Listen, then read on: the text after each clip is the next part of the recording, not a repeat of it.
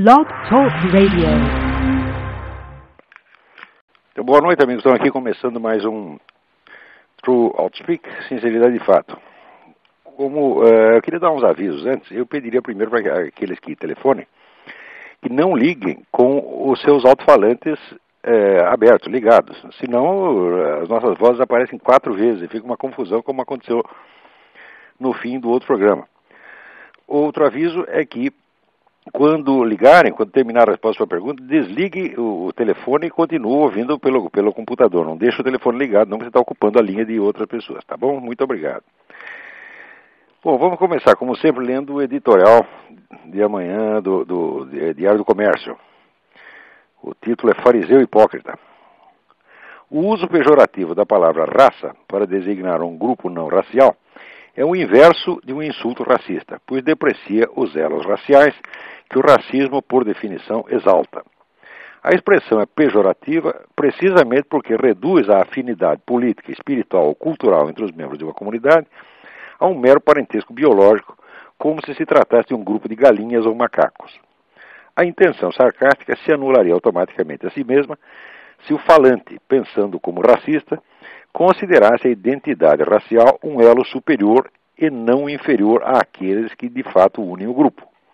A expressão só é pejorativa porque não é racista. Qualquer pessoa que saiba ler tem de entender isso num relance sem precisar nem pensar. Já expliquei isso dias atrás, mas agora notei que os detratores do Sr. George Bornhausen, além de lhe atribuir uma intenção racista incompatível com o sentido mesmo das suas palavras, ainda a explicam reiteradamente pela origem racial e geográfica do senador catarinense, fomentando o preconceito contra os imigrantes germânicos e contra o Estado da Federação, e cometendo assim eles próprios, da maneira mais inequívoca, o crime de racismo.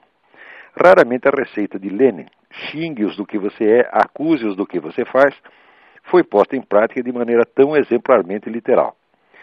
Se o senador não os processar por isso, deixando fora da cadeia esses delinquentes, terá se rebaixado à condição de cúmplice passivo dos seus próprios difamadores, além de cometer a injustiça de punir só o primeiro deles e deixar à solta a multidão de seus cúmplices, que nem tem, como aquele, a escusa da emoção momentânea, já que escrevem em parceria após longas deliberações coletivas. Penso aqui num deles em especial, o Sr. Dalmo Dallari. Escrevendo no Jornal do Brasil do dia 9, esse jurista de palanque afirma que o Sr. Bornhausen, ao designar seus inimigos petistas como raça, agiu, aspas, bem ao estilo dos nazistas quando se referiu aos judeus, fecha aspas. Mentira suja. Os nazistas jamais atacaram o povo judeu por ser uma raça, mas sim por não ser da raça deles. Nenhum nazista, aliás, nenhum racista de qualquer filiação, jamais depreciou a identidade de raça enquanto tal. Fazê-lo seria deixar ipso facto de ser racista. E chega a ser comovente que esse coroinha intelectual do untuoso demagogo Dom Paulo Evaristo Arnes, tendo feito carreira na ostentação de catolicismo, rotule de nazista o mesmo giro semântico utilizado por Jesus para qualificar seus discípulos relapsos de raça de víboras. Mas não pensem que a hipocrisia desse fariseu desprezível se contente com isso. No meu próximo artigo comentarei mais 2 ou 3 feitos dele que igualam ou superam os do próprio Marquês de Sade. Aqui termina o editorial, mas eu já posso até adiantar mais ou menos o que vai vir nesse artigo.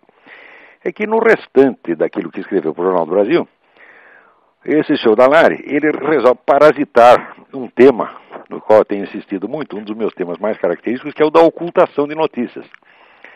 E ele, usando esse mote, ocultação de notícias, parasitando a expressão, acusa então a imprensa de ser direitista e ocultar notícias, né, que seriam do interesse da esquerda. E ele dá aqui 3 exemplos. Notem bem que quando eu falo de ocultação de notícias, eu estou falando de ocultação de milhares de notícias da mais alta importância, como o genocídio de cristãos no mundo ou a existência do Foro de São Paulo, que é a entidade mais poderosa da América Latina. O indivíduo usa a mesma expressão, quer dizer, esse tipo parasitário de linguagem bem característica de trapaceiro, e usa a mesma expressão para reclamar que a imprensa não deu 3 notícias. Que notícias são essas? Em primeiro lugar, ele diz, a imprensa não noticiou os manifestos a favor do Emir Sader. E isso é uma mentira calhorda, porque a imprensa toda noticiou isso, fez um barulho dos diabos a favor do Saad. Então o sujeito está simplesmente mentindo, quer dizer, e mentindo e sabe que está mentindo. Porque ele mesmo, como um dos signatários desse manifesto, é impossível que ele não tenha lido isso na mídia. E, em segundo lugar, ele reclama que foi feito esse pessoal de direitos humanos, entre aspas, fez um manifesto a favor de policiais que foram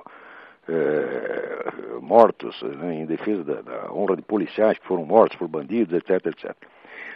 E ele reclama, tá vendo? Dizem que nós só falamos mal dos policiais, só perseguimos policiais, mas na hora que nós fazemos um manifesto a favor deles, ninguém notifica.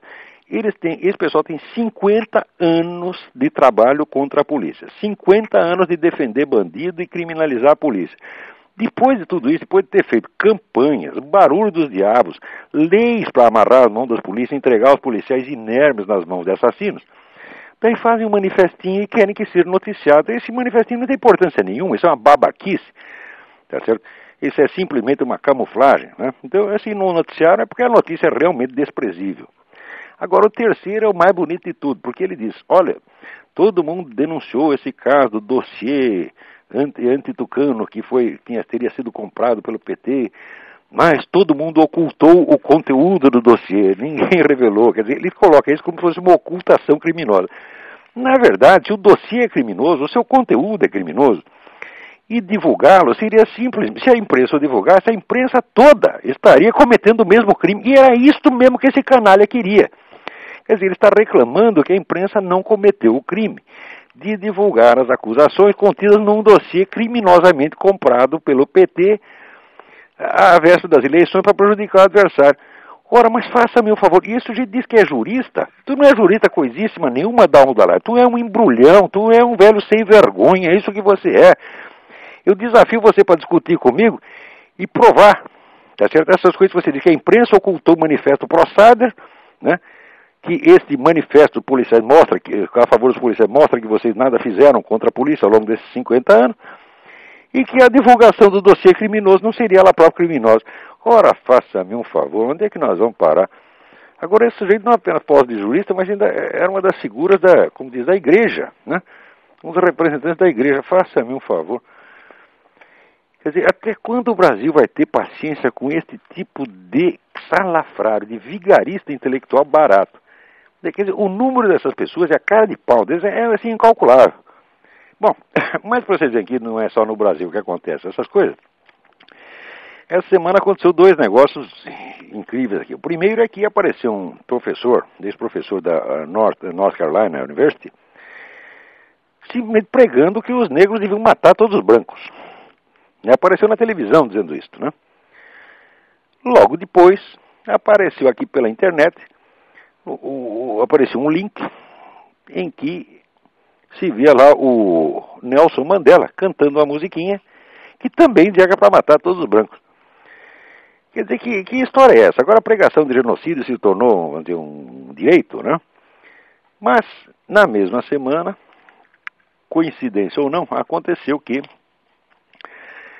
o senhor Nelson Mandela divulgou uma nota a respeito de um filme recente feito na África do Sul pelo Leonardo DiCaprio. O Leonardo DiCaprio foi lá e fez um filme sobre o trabalho escravo nas minas de diamante no tempo do Apartheid, né? E, muito inocente, achou que o Mandela ia ficar deliciado com o filme. Bom, para a grande surpresa dele, o Nelson Mandela ficou louco da vida e emitiu uma nota oficial dizendo que aquilo é tudo a mentira, a difamação, etc, etc. Bom, por que ele fez isso? Porque ele a sociedade tinha parceria com essas firmas do diamante. Não só ele, como o próprio Partido Comunista viveu da exploração do diamante e do trabalho escravo durante décadas. E este filho de uma puta ganhou o Prêmio Nobel da Paz, meu Deus do céu. Onde é que nós vamos parar, né? Agora, você vê que toda esta campanha, né, supostamente antirracista, que na verdade é racista, toda ela se baseia numa imensa falsificação. Quer dizer, já entrou no senso comum a ideia de que os negros africanos foram vítimas inermes dos europeus e de que os europeus, os brancos de modo geral, estão em dívida com eles. Ora, dívida por dívida, vejam o seguinte. Os muçulmanos, entre os quais havia uma quantidade enorme de negros africanos, eles invadiram a Europa e começaram a fazer escravos lá pelo menos 8 séculos antes de que os europeus se metessem na África. E a totalidade do tráfico de escravos, vamos dizer, da Europa para o mundo muçulmano é imensa. Quer dizer, não chega assim, vamos dizer, calcular por baixo, algo entre 3 e 5 milhões de pessoas. Existem várias fontes para o estudo disso, e uma delas que eu recomendo é o livro do Paul Bepler, B-A-E-P-L-E-R, que se chama White Slaves, African Masters. Este é um assunto que, como esteve proibido durante muito tempo, só agora começou a aparecer nos estudos universitários. Então ninguém quer tocar no assunto. Mas, na verdade, a escravização dos europeus por muçulmanos, inclusive negros, é muito anterior à chegada dos europeus no mundo africano. Então, indenização por indenização, eles teriam que pagar muito maior. Agora, o tipo de campanha, o tipo de movimento político que vive de uma falsificação histórica deste tamanho, vive da ocultação de 8 séculos de história, é em si mesmo um crime. Então, essa argumentação toda dessa gente não tem nem que ser ouvida, isso é uma coisa absolutamente desprezível. E quem quer dizer que qualquer indivíduo de origem europeia que seja acossado por esta cobrança, tem que responder, olha, vai enganar sua mãe, sua avó, sua tia, eu não lhe devo nada, eu não escravizei ninguém, meus antepassados foram escravizados por vocês muito antes, tá certo? E se depois outro fez a mesma coisa com você, fala, bom, então deu 0-0, né? Muito bem. Mas, se esse tipo de falsificação fosse somente com relação ao passado, tudo bem. Mas vejam o que aconteceu também nesta mesma semana. No Conselho de Direitos Humanos da ONU, havia lá uma discussão que pretendia emitir uma resolução exigindo do governo muçulmano do Sudão a investigação e a punição dos envolvidos no mais vasto genocídio da atualidade, que é a limpeza étnica promovida pelas milícias muçulmanas com as populações não árabes da região de Darfur, no oeste do país. Parece que o negócio lá já chegou a 200 mil mortos e 2,5 milhões de refugiados. Muito bem, então queria fazer uma declaração exigindo do governo a investigação e punição desses crimes hediondos. A resolução deixou de ser aprovada por 2 votos. E houve 4 abstenções. Uma delas vinha de quem? Do Brasil. Ou seja, o Brasil não acha importante investigar o genocídio e punir o genocídio, né? E ele preferiu, vamos dizer, se alinhar com os países que ficaram contra ou se abstiveram, como a Arábia Saudita, China, Cuba, Paquistão, Rússia, Zâmbia. Quer dizer, diz-me com quem andas e eu direi quem és. O Brasil é exatamente isso hoje. O Brasil é um servidor de ditaduras genocidas, tá certo? Está alinhado com elas e não abre. Ele tem um amor sem fim por esta coisa, né? Olha, se vocês quiserem mais detalhes sobre esse negócio do Mandela com os diamantes, vocês procurem na revista The New Republic, www.tnr.com, um artigo de um autor chamado Isaac Chotiner, C-H-O-T-I-N-E-R. E está lá tudo explicado, essa sem vergonhice, tá certo, deste homem que viveu do trabalho escravo e que hoje posa como sendo o grande herói nacional. Ainda na mesma semana, o Ministério das Relações Exteriores emitiu uma nota reclamando das informações difundidas aqui dos Estados Unidos quanto à existência de terroristas na região da Tríplice Fronteira. Ora, mas o que significa uma reclamação? Uma informação, não tem sentido reclamar contra uma informação. Uma informação se desmente com provas. O seu fato é que o Departamento do Tesouro aqui emitiu uma montanha de informações sobre esses canais de dinheiro. E não é só a informação. Um desses canais, vai fazer algumas semanas atrás, foi até fechado. Quer dizer, tinha lá um canal que saía dinheiro aí da Tríplice Fronteira e ia parar no Hezbollah. Os camaradas descobriram toda, vamos dizer, a conexão bancária e conseguiram parar com esse negócio, tá certo? Então pegaram mesmo o dinheiro, assim, pegaram o pessoal com a boca na botija. Quer dizer, agora o governo brasileiro reclama de informações, quer dizer, isso é reclamar contra a realidade. Está na cara que esses terroristas estão aí. E o que o governo brasileiro quer fazer é disfarçar. Por quê? Porque ele está interessado nisso, ele é cúmplice desta coisa. O Brasil é cúmplice de todas as organizações do Foro São Paulo. Ele está comprometido com isso, Lula está comprometido com isso, assinou 1000 vezes promessas de solidariedade aos caras, ele simplesmente não pode voltar atrás. Então ele está cumprindo o papel dele de office boy do Foro São Paulo, office boy de terrorista, que é isso que é esse presidente brasileiro. Sendo assim, também não é de estranhar que o Hugo Chávez tão logo venceu as eleições, tenha ido correndo tramar não sei o que com o Lula. Né? Não sei que nos mesmos dias sai esta entrevista falando do novo conceito de propriedade que o Chávez pretende implantar na Venezuela. Quer dizer, novo, uma pinóia. Isso é o velho conceito soviético de propriedade, resguardando alguns pedacinhos para a propriedade privada, como tinha na própria Constituição Soviética. Né? Mas, de fato, a eliminação da propriedade privada no continente não está acontecendo só na Venezuela. Você vê, no Brasil, o que o sujeito paga hoje, vamos dizer, para transmitir uma propriedade, no caso do inventário, é 50%, 60% do valor da propriedade. Quando saiu a nova legislação sobre isso, eu creio que uns 2 ou 3 anos atrás, o meu amigo Fernando Lobo Dessa, que é um grande advogado tributário de São Paulo, ele fez os cálculos e ele disse que isso aí, em 2 gerações, eliminará totalmente a propriedade territorial privada no Brasil. Ora, esta eliminação lenta por meio da taxação é exatamente a fórmula que Karl Marx recomenda. Quer dizer, nenhum desses grandes líderes comunistas era louco de achar que você podia chegar numa mesa e fazer um decreto e dizer: está acabada a propriedade privada dos meios de produção, está acabada a propriedade territorial da terra. Isso aí só na cabeça de brasileiro, só brasileiro é que pode imaginar que comunismo é isso, e que, portanto, quando ele não vê isso é porque não tem comunismo. Ora, Karl Marx propunha exatamente a taxação progressiva que tornasse inviável a propriedade privada. E isto já está sendo aplicado no Brasil. Quer dizer, por que estão tão assustados com o Hugo Chávez?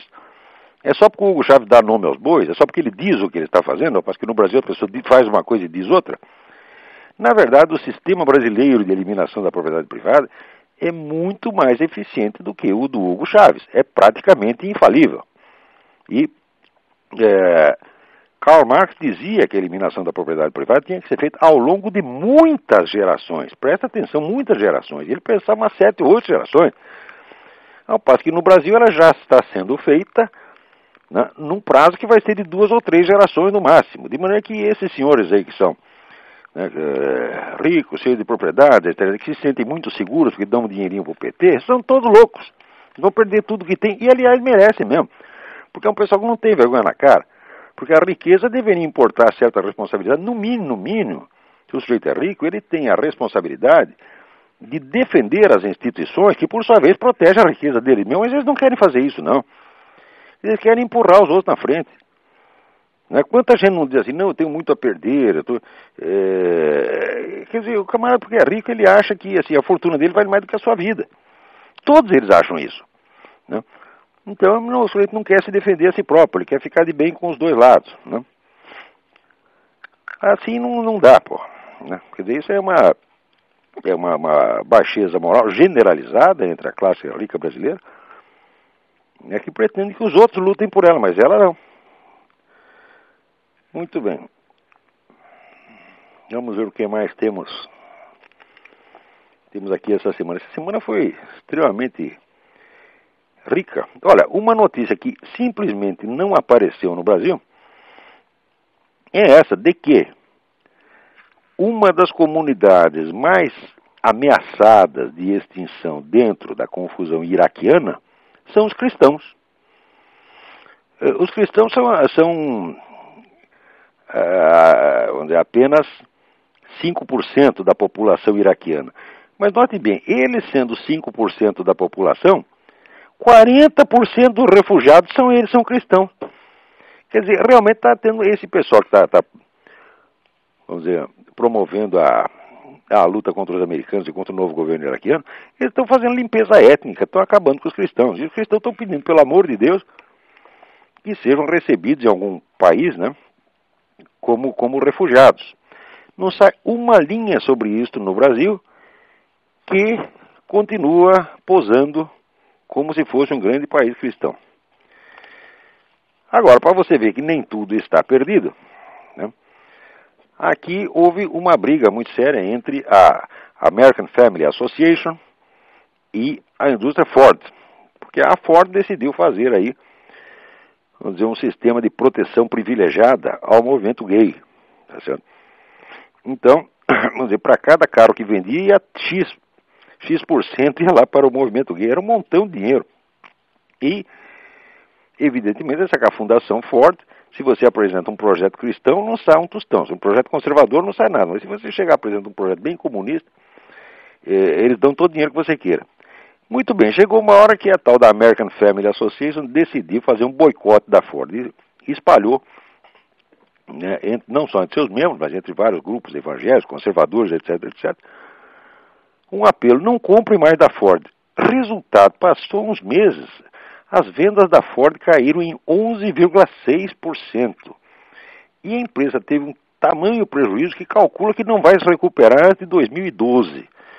É claro que não foi só o boicote que causou isso, mas o boicote entrou nisso por uma boa proporção.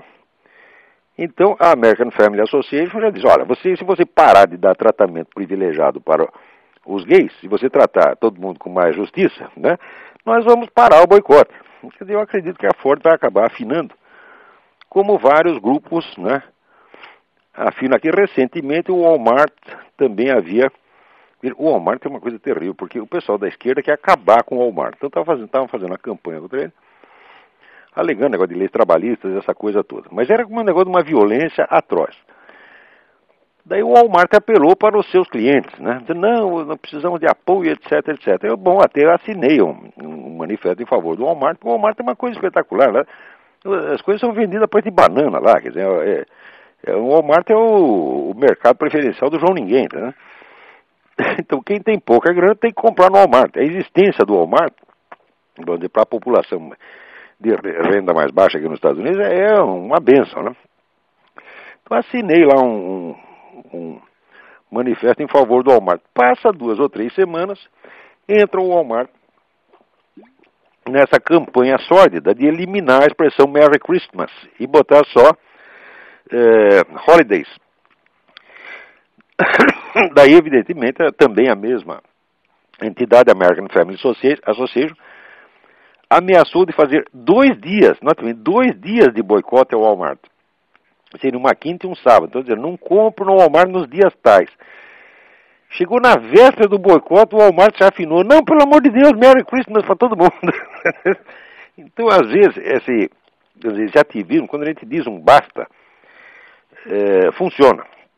Mas não pode ser só na base da discussão, na base do bate-boca, da guerra cultural. Não, tem que ter uma ação efetiva que doa no bolso, tá certo? Agora, campanhas como essa não funcionam por quê?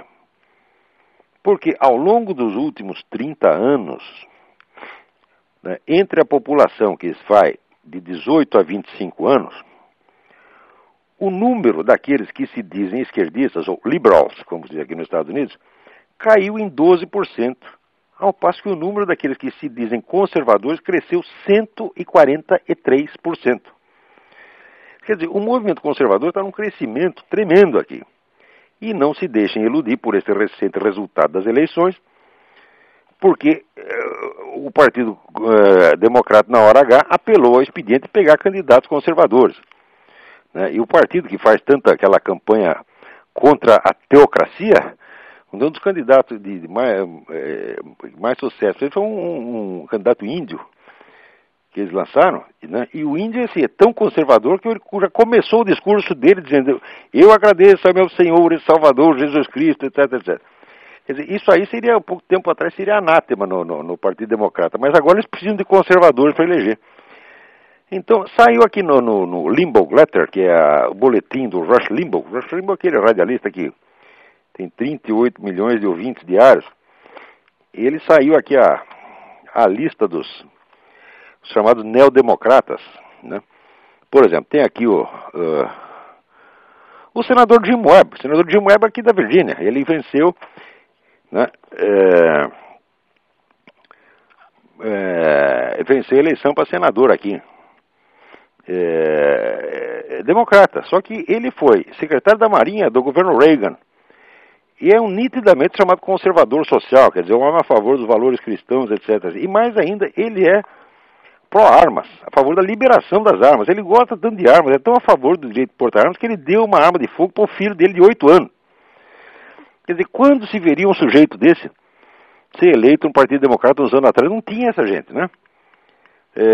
Daí está aqui, ó, Bob Casey, da Pensilvânia, é um dos líderes do movimento anti-aborto.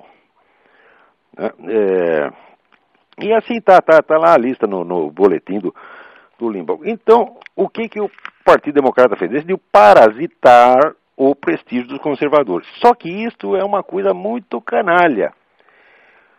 Por quê? Chega na hora H, esses conservadores todos, eles vão ter que votar de acordo com o que a liderança decidiu. Chega a dona Nancy Pelosi e diz, olha aqui, tem a questão tal, está sendo discutida, você vai ter que votar assim, assim, assim, assim, assim. Por mais conservador que você seja, vai ter que obedecer a Nancy Pelosi, que é comunista pra caramba, entendeu? Então, esse pessoal todo, vamos dizer, ele está servindo a seus inimigos. Quer dizer, o sujeito, pela chance dele ser eleito deputado ou senador, ele aceita estar num partido que é um partido que está contra o próprio país dele. Mas que foi uma manobra bem feita do Partido Democrata, foi, e que isso não representa de maneira alguma a guinada à esquerda. Isso não representa mesmo. Só na cabeça de brasileiro pode-se entender a coisa desta maneira. Muito bem, agora vamos lá aqui responder alguns e-mails que chegaram, e depois de responder os e-mails eu vou abrir aí os microfones para quem está esperando para falar. Mas antes disso tem mais um negócio aqui. Dentro, vamos dizer, desta imensa esse projeto de nova civilização mundial que esse pessoal da ONU e os Rockefeller, essa gente toda está implantando no mundo, é preciso ver que tem aí, vamos dizer, está embutido não só uma neutralização das soberanias nacionais, mas também, vamos dizer, a modificação do panorama moral e religioso do mundo, uma reforma tão radical, que tudo que antigamente era considerado contra valores ou antivalores, agora vão ser os grandes valores que estão, vamos dizer, orientar a vida das pessoas, né? Para vocês terem ideia de até onde pode vir isto, vocês viram que na Holanda está havendo um fenômeno de que os velhinhos estão fugindo do país por medo da eutanásia.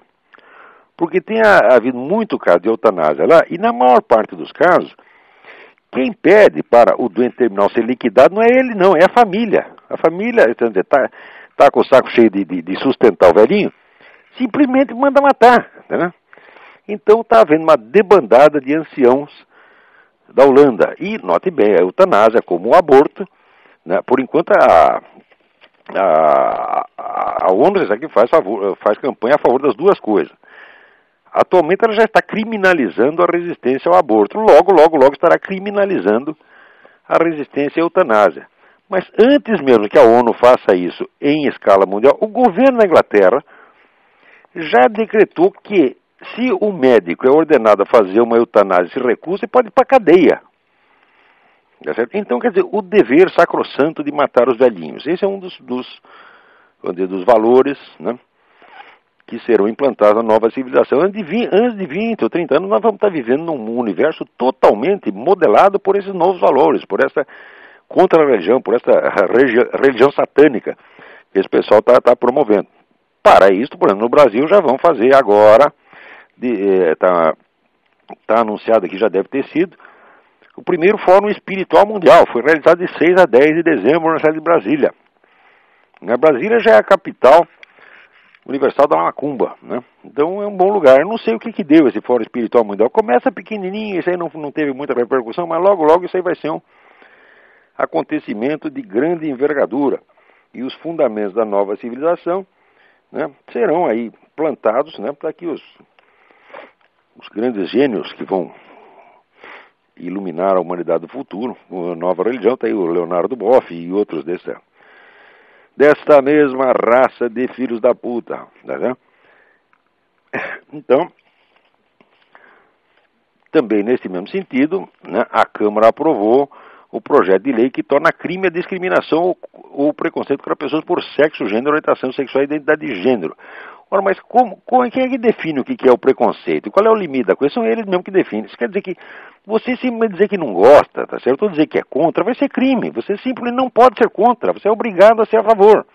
E não tenha dúvida que vai ir muita gente para cadeia, simplesmente porque não gostou, não gosta do negócio do homossexualismo. Tem que gostar. Quer dizer, o homossexualismo obrigatório, que antigamente era matéria de piada, agora vai estar implantado por lei federal, porque tem que ser o homossexualismo pelo menos teórico. Você não é obrigado a praticar, mas você é obrigado a gostar.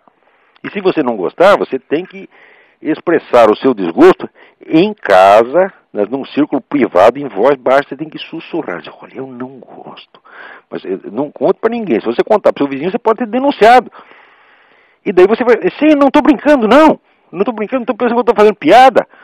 Você vai ver que logo, logo as pessoas irão para a cadeia porque disseram que não gostam disso. Então, quer dizer, olha, para mim a coisa mais absurda do mundo, o simples fato de haver uma política, um movimento político baseado numa preferência sexual já é uma coisa absurda. Né? Por que não tem um movimento em favor dos sadomasoquistas? Tá certo? Um movimento em favor dos pedófilos já tem, tá certo? Já tem aqui nos Estados Unidos, tem na Holanda, tem na Inglaterra, né? E vão não só legalizar a pedofilia, mas vão criminalizar a oposição a ela. Pode ter certeza disso. Isso não vai passar 5 ou 6 anos que isso aconteça. Quando eu faço essas previsões, não são previsões, não é previsão, não é eu que estou prevendo. Isso está no programa dessa nova ordem mundial. Está anunciado, nós faremos em tanto tempo. E eu apenas estou dizendo onde é a coisa conforme. Estou vendendo o peixe pelo preço que eu comprei. Muito bem. Vamos responder aqui alguns e-mails. Tem uma pilha de e-mail aqui. Eu gostaria imensamente de responder todos, mas vou ter que pegar aqui. Olha aqui.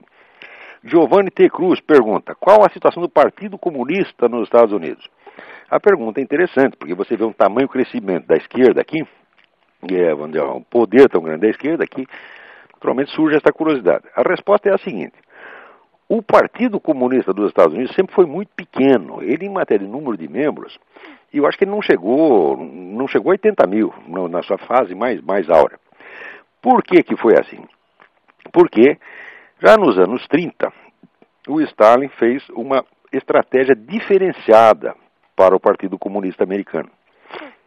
Ele achava, com razão, que seria muito difícil você coordenar, vamos dizer, uma operação revolucionária do outro lado do mundo, dentro dos Estados Unidos, sob uma fiscalização policial, vamos dizer, intensa e contra a opinião dominante da mídia. Isso é muito difícil. Então, ele decidiu que a função do Partido Comunista Americano não seria organizar o proletariado para fazer uma revolução, mas, ao contrário, seria organizar as classes ricas, os ricos e famosos, para que coletassem dinheiro para o partido e para os movimentos e para que dessem respaldo moral às iniciativas do partido.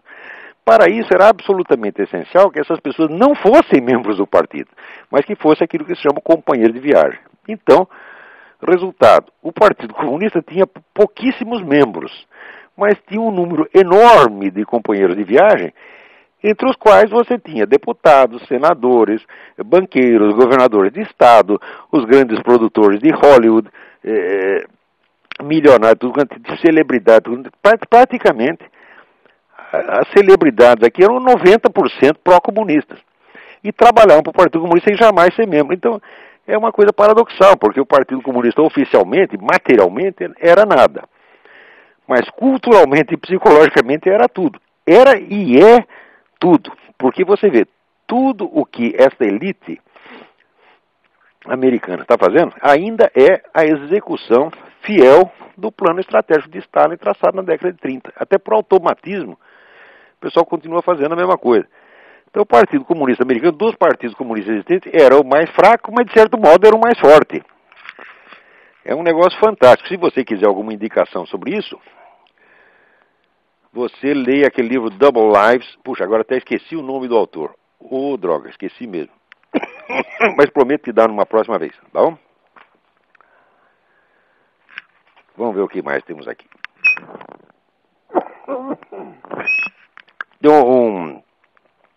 Um leitor, Rodrigo César Banhara, diz que ele perguntou ao príncipe Dom Bertrand do Leão de Bragança o que ele pensa de mim. E o príncipe respondeu: não, o Olavo trata apenas dos aspectos políticos. Não é verdade isso, Dom Bertrand. Eu gosto muito do senhor, tenho a maior apreciação, acho que o senhor é um dos poucos brasileiros realmente patriotas que existem nessa droga. É um senhor que realmente tem amor ao Brasil, o senhor já provou isso 1000 vezes. Mas, por favor, preste mais atenção nas coisas que eu estou escrevendo, porque eu estou abrangendo todo o território temático possível. Isso aí vai dos aspectos culturais, filosóficos, religiosos, sociológicos, etc, etc, etc. Não estou, agora, se pretende, se o indivíduo acompanha só os meus artigos num determinado jornal e quer saber o que eu estou fazendo, bom, ele vai ter uma visão limitada. De qualquer maneira, eu não estou falando nada contra o príncipe Dom Bertrand, não, ao contrário, eu gosto muito dele, eu acho uma pessoa muito boa, um homem que transpira honestidade. E mais ainda, é o brasileiro que eu conheço que mais conhece o Brasil. Ninguém estudou os problemas brasileiros como Dom Bertrand. Você pega ele e pergunta sobre qualquer coisa. Diz, olha, eu quero saber aqui como é que é a economia da plantação de abobrinha em São Tomé das Letras. Ele sabe tudo. O homem é muito impressionante. Faz tempo que não existe mais brasileiro desse tipo. Antigamente tinha aqueles camaradas entusiasmados pelo Brasil que estudavam tudo. Ele é um deles. Muito bem. Agora, aqui o Gustavo Loureiro pergunta o que eu acho desse negócio de ser assaltado ministro Supremo do Tribunal Federal. Fala, daqui a pouco o Gilmar Mendes foi assaltado. Fala, é ótimo. Tem que assaltar todos. Tem que assaltar os ministros do Tribunal Federal, tem que assaltar os deputados, tem que assaltar o presidente da República. Daí quem sabe, a pessoa entende o que está acontecendo nesse país. Porque enquanto quem está sendo assaltado é o Zé Ninguém e esse pessoal está muito confortável lá em Brasília, né, eles não percebem, quer dizer, que a importância do problema. Eu acho que esse problema de violência no Brasil ultrapassou de há muito a margem do tolerável. Né, um país que tem 50 mil homicídios por ano não tem nenhum problema mais grave. Né? O Lula disse que o Brasil nunca teve nenhum problema além desse das aeronaves. Fazia tempo que o Brasil não tinha um problema. Mas que idiota. Idiota não, esse sujeito é cínico. Muito bem, vamos lá.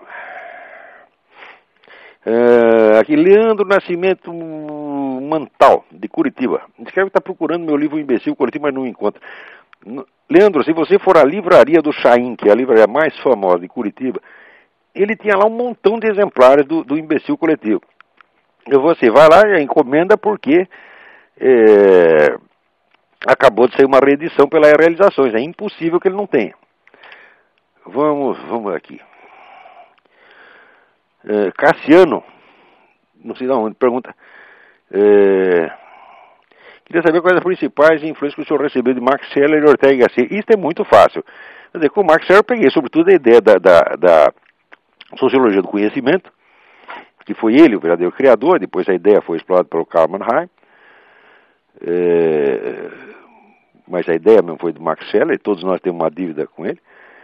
E do Ortega y Gasset eu peguei sobretudo esta ideia de que a filosofia deve se articular muito em torno da vida pessoal do próprio filósofo. Quer dizer, a vida pessoal do filósofo é uma interpretação que ele dá à sua filosofia. Né? E isto porque Ortega y Gasset dizia que esta forma de existência tipicamente humana, que é ter uma biografia, quer dizer, ter uma vida contável, narrável desde a primeira pessoa, é um dos eixos articuladores da filosofia. Eu também acho que é. Eu não acho que é o eixo central, como ele diz, mas eu acho que é um dos eixos. E eu acho que a filosofia que não se justifica na vida pessoal do filósofo é porque ele não acredita nela. E se ele não acredita nela, por que nós deveríamos acreditar? Né? Eu acho assim que você pode admitir que o indivíduo tem uma teoria científica na qual ele só acredita quando ele está trabalhando no laboratório, mas que não tem importância vital para ele na sua vida diária. Mas uma teoria filosófica não, a teoria filosófica é a interpretação da própria realidade existencial na qual ele está. Quer dizer, então, a obrigação número 1 do filósofo é acreditar naquilo que ele mesmo está dizendo. Outra pergunta, aqui tem um ouvinte, Walter. A ideia do governo central não ser um legado degradado à tradição teocêntrica comum às grandes religiões?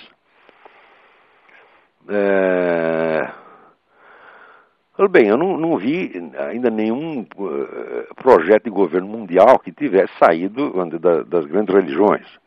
As religiões têm uma tendência expansionista, mas não no sentido de criar um Estado. Né? Quer dizer, o projeto do governo mundial é ao mesmo tempo uma ampliação e uma degradação da ideia das grandes religiões. Quer dizer, ampliação no sentido quantitativo, porque eles não se conformam senão com abranger o mundo inteiro. E uma degradação, por quê? Porque a ideia do governo mundial, junto com todo o projeto humanista, materialista, etc., que está envolvido, é a ideia de cercar o horizonte humano e, como diz, expulsar a transcendência. Não tem mais transcendência, só tem imanência. Só existe um mundo sobre o qual o Estado tem alguma jurisdição. O resto não existe. E muito bem. Puxa, tinha tantos e-mails interessantes aqui, meu Deus do céu.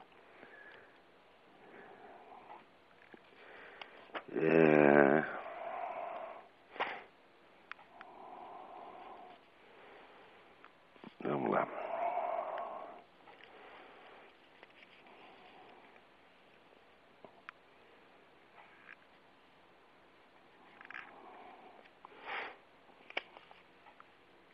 Gostaria de tá aqui. Ademar Maranhão. Gostaria de parabenizar por sua iniciativa com o talk show. Ouvi a gravação, achei fantástico. Muito obrigado. Mas eu queria para pedir um programa de estudo. O senhor já esboçou algo assim em vários seus artigos, de vez por outra, são fez referência de solicitação de outros leitores. É fato que pela leitura de seus livros e artigos, além da série DVD atualmente à disposição no mercado, é possível ir muito longe. Eu digo, bom, muito bem, eu não acredito muito em programa de estudo, eu acredito mais ou menos em soluções soltas. O que se pode fazer é elaborar um plano pedagógico, mas o plano pedagógico depende muito de quem está no comando dele. Quer dizer, para cada pessoa teria que ter para cada pessoa, para cada grupo diferente, ou para cada professor, você teria que ter um plano mais ou menos diferente. Eu sempre comparo, vamos dizer, a atividade do professor, mais ou menos o músico hindu tradicional. O músico hindu tradicional, ele sabe uma série de trechos curtinhos que chamam ragas, mas ele não tem um programa do que ele vai tocar. Ele conhece alguns milhares de ragas, mas ele combina de acordo com a psicologia do freguês que está ouvindo. Mas que só pode tocar para 5 pessoas de cada vez, né? Cada um vai ser uma combinação diferente.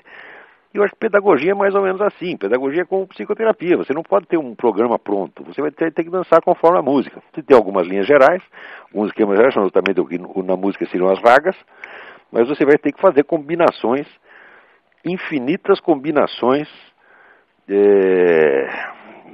individuais. De qualquer modo, eu continuo trabalhando nisso e se eu não posso te prometer um programa, mas vou continuar dando sugestões para isso, seja através dos artigos, seja aqui. Já estou vendo que vou ter que ampliar de alguma maneira a duração deste programa, porque já está sobrando e-mail aqui. Alguém pergunta que no caso dessa ascensão da esquerda, o senhor acredita que podemos passar, que o continente latino-americano pode passar um embargo econômico ou sofrer uma represália socioeconômica? Mas de jeito nenhum. Os americanos vão continuar passando a mão na cabeça de todos esses filhos da puta, como tem passado até hoje. Até o Hugo Chávez, né, eles tratam o Hugo Chávez muito bem. Se não tratasse muito bem, ele não estaria tão valente quanto ele está. Você pode ter certeza que se ele se permite ficar falando assim dos Estados Unidos, é porque está garantido que os Estados Unidos não vão fazer nada contra ele. Nem tem por que fazer, na verdade. Agora, Arthur Hens. No programa foi dito que o Concílio Vaticano foi um dos responsáveis pela crescente penetração marxista nos meios culturais. De fato, o Concílio não condenou o comunismo quando poderia e deveria tê-lo feito. Tem toda razão, foi exatamente isso. Você vê, se você lê os anais do Concílio, as atas do Concílio, você vê que o Concílio examinou todos os problemas do universo, exceto um, o comunismo.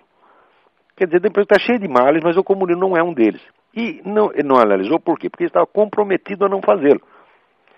Para que o governo soviético autorizasse a participação de 5 bispos ortodoxos no concílio, que não tinha importância nenhuma, porque eles foram lá só para assistir, ficaram quietos, a igreja topou esse negócio de não falar nada do comunismo. Isto foi um crime, e enquanto o Vaticano não se penitenciar ter feito esse crime, a igreja vai continuar decaindo, tá certo?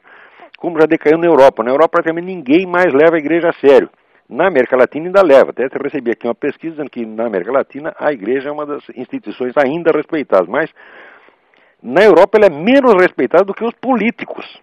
O pessoal considera que político é mais sério do que a igreja. Digo, é claro, é mais sério do que a igreja mesmo, porque a igreja que é capaz de assinar esse pacto de Médici e se vender o comunismo desse jeito, acabou com ela mesma, cuspiu na própria cara, cuspiu em Jesus Cristo, cuspiu em 2000 anos de fé, e tem que se penitenciar disso o mais rapidamente possível. Vamos lá. Aqui, Rodrigo Silva Barros pergunta: a anunciada cooperação entre Irã, Síria e Estados Unidos para a pacificação do Iraque significa que os Estados Unidos não apoiarão Israel num embate militar contra o Irã e a Síria? Olha, eu não sei, Rodrigo, mas Deus nos livre e guarde. Porque se deixar Israel sozinho contra 30 países, isso vai ser um crime, tá? E eu acho que até Israel aguenta, porque esse pessoal do exército israelense é terrível. E se entrar em guerra com os 30 é até capaz de ganhar, mas que será uma coisa, vamos dizer, uma covardia hedionda dos Estados Unidos, será. Mas eu não acredito que o governo vai fazer isso, não. Aliás, o pessoal já está afastando isso. Quando esses democratas dizem, não, nós temos que tirar todos os soldados e entrar em conversações, conversa mole. Antes da eleição eu disse, se eles forem eleitos, eles não vão diminuir os soldados lá, eles vão mandar mais. Já estão discutindo como mandar mais. Porque aquele negócio é louco sim, pero não tonto. Quer dizer, é louco, mas não rasga dinheiro. Bom, vamos ver se tem alguma pergunta aí ao vivo. Quem está aí? Tem alguém na linha no momento? Bom, se não tem, então, muito bem. Vamos passar para mais algumas respostas aqui. Olha, tem uma pergunta filosófica aqui. A pergunta está maravilhosa, mandada pelo Bernardo Vieira Emerick. Infelizmente está muito comprida aqui. Eu precisaria de mais tempo para isso. Sobre a teoria dos objetos de Alex Meinung. Seria lindo poder explicar isso aí. Talvez eu pegue isso numa das minhas aulas, nas próximas aulas, e você acabará recebendo esta resposta. Eu não vou esquecer disso aqui, porque é de fato um problema muito interessante.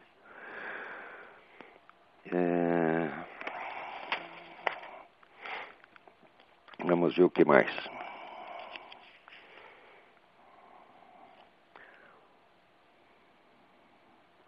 Aqui, Ira Gorik. Diz que leu o Imbecil Coletivo e ele manda aqui algumas pequenas correções históricas que reconhece ele, não altera a substância dos argumentos. Ele diz que não foi a Guerra Civil Americana que começou a atacar populações civis, quer dizer, que os gregos já faziam isso na Guerra do Peloponeso, que não foi e diz que não foi a Grã-Bretanha que iniciou o bombardeio das sistemáticas populações civis, que foi a Alemanha já tinha feito a mesma coisa. Ora, qualquer que seja o caso, obrigado por essas dicas, eu vou tentar corrigir no livro. Mas se não der para corrigir, bom, isso aí não vai alterar Agora já saiu a segunda edição, talvez uma terceira possamos corrigir. Mas isso aí, como diz você mesmo, não altera, não invalida, né, a linha geral dos argumentos. Tem alguém na linha, vamos ver. Alô? Alô? Alô? Olá. Sim, quem está falando? É Marcelo. Oi, Marcelo, tudo bem? Tudo bem, eu estou no Rio de Janeiro e está dando um eco aqui, mas eu vou tentar fazer algumas considerações. Eu te agradecer aí a oportunidade de te ouvir, te parabenizar aí pelo programa. Obrigadão, mas vamos rápido, fazer 4 minutos só. Ok, uma sugestão. Até vai de encontro aí ao que foi solicitado ainda há pouco. Eu gostaria de ter uma área no teu site em que a gente pudesse contar com uma recomendação de livros de tua parte. Eu estou pensando por outro lado, eu gostaria que você comentasse Pinochet no Chile. Não, o Pinochet é o seguinte, o pessoal está fazendo um barulhão com o negócio do Pinochet, tá certo? Mas o fato é que o Pinochet matou 3.000 adversários, dos quais a maioria armados. Não é isso? E quando ele saiu, ele deixou um país livre e próspero. Quer dizer, é claro que é uma ditadura, é um negócio medonho, horroroso. Se eu estivesse lá, eu fugiria, ou então eu iria para a cadeia. Eu seria um dos primeiros que ia estar na cadeia ou na lista dos mortos. Eu não ia parar de falar mal do velho um único dia. Mas, depois que a gente vê na retaguarda histórica, tá certo? Ora, esses 3.000 renderam ao Chile, tá certo? A liberdade e prosperidade que ele tem hoje. Agora, o Fidel Castro está lá há 40 anos, matou 100.000 pessoas. Saiu agora o livro, está preparado agora o livro negro da Revolução Cubana. O homem não é responsável por menos de 100.000 mortes, inclusive 15.000 na África, né? Quando eles invadiram Angola.